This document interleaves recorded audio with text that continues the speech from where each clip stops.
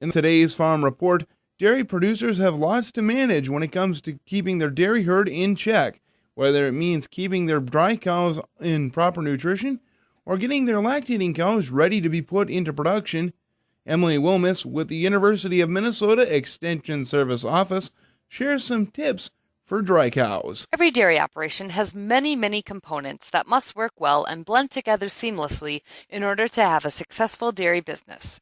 There is a lot to keep track of, and it's important that nothing slips through the cracks, especially when it comes to dry cows.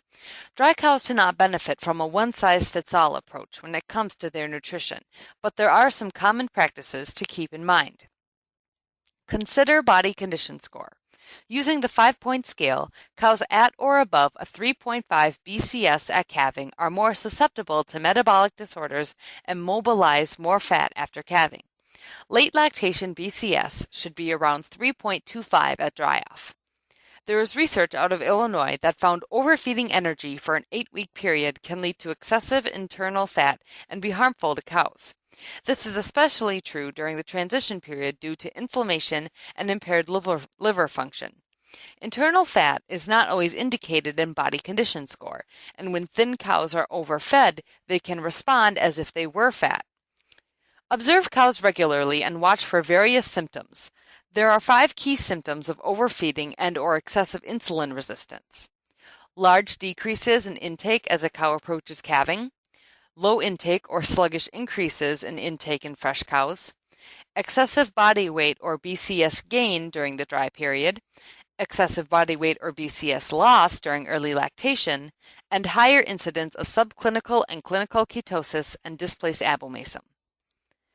There are 2 key components to dry cow nutrition that should help control BCS as well as body weight: maintaining dry matter intake through calving and optimizing nutrient intake and supply.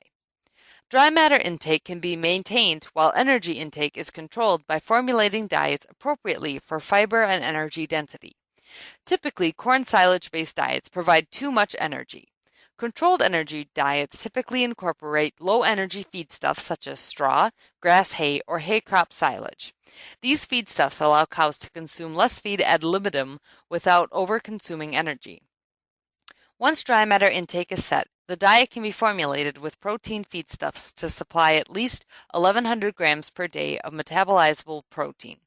Meeting the protein requirements benefits immune function, memory development, and protein reserves.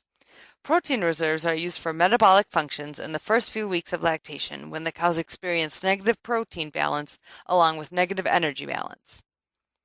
Dry cow nutrition and management are important to a successful dairy business. If you have questions about dry cows, call me at the Stearns County Extension Office at 320-255-6169. This is Emily Wilmus with University of Minnesota Extension.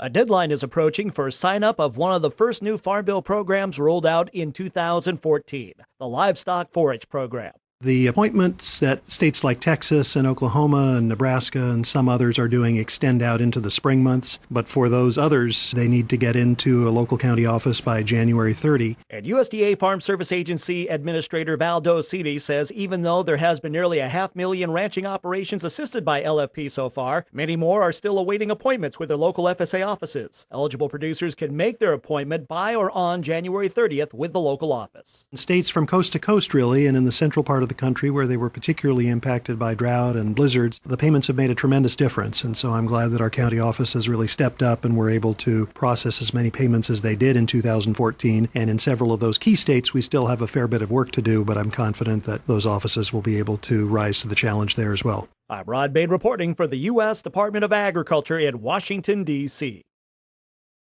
I had a chance to speak with Dave Led, president of RDL and Associates and a leading egg policy expert here in Minnesota, about what he sees in the 2014 Congress. Going forward, I think they'll challenge the GOP congressional majority on tax policy. More than likely, the area of agreement where I think Republicans and the administration, or at least initially here, can work together potentially is on trade. That may be their one real area of common ground. And so the question is, how much effort and muscle does the administration put behind bringing along some of those Democrats on these trade issues, including Trade Promotion Authority, which is shaping up to be one of the primary issues because we have trade agreements that are pending that have been moving forward. The European trade agreement is a bit further along. We have the Trans-Pacific Partnership as well. That's moving along. But trade agreements primarily, I think the next step is Trade Promotion Authority, what we used to call